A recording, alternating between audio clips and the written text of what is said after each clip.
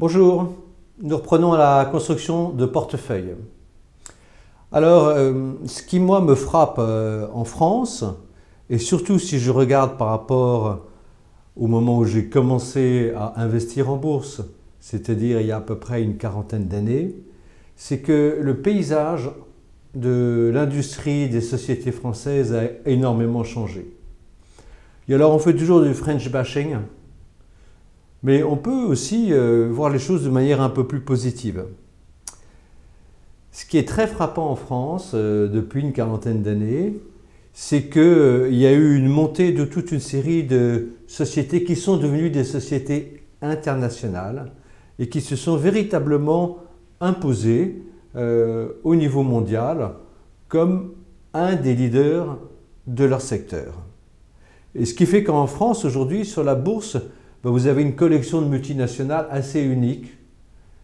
Et je pense que probablement que la France est le pays où il y a le plus de multinationales par habitant avec la Suisse.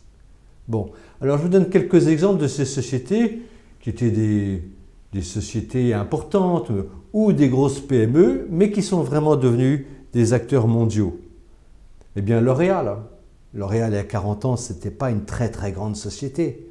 Mais on peut également parler de Michelin, Airbus, Essilor, Capgemini, Ingenico, Schneider, Renault, qui vraiment a pris la tête du secteur automobile, Dassault Systèmes, qui était, quand j'ai commencé, il y avait 10 personnes qui travaillaient chez Dassault Systèmes, Elis, dont on a parlé récemment, AXA, Vinci, Unibail, LVMH, Danone, Legrand, Publicis, Sodexo, Total, Technip, etc. C'est vraiment extrêmement frappant et ça mérite d'être mis en valeur pour remettre un peu de baume au cœur des Français.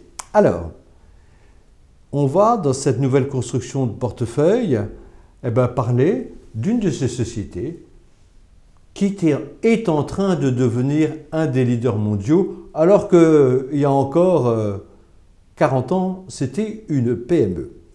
Et cette société, c'est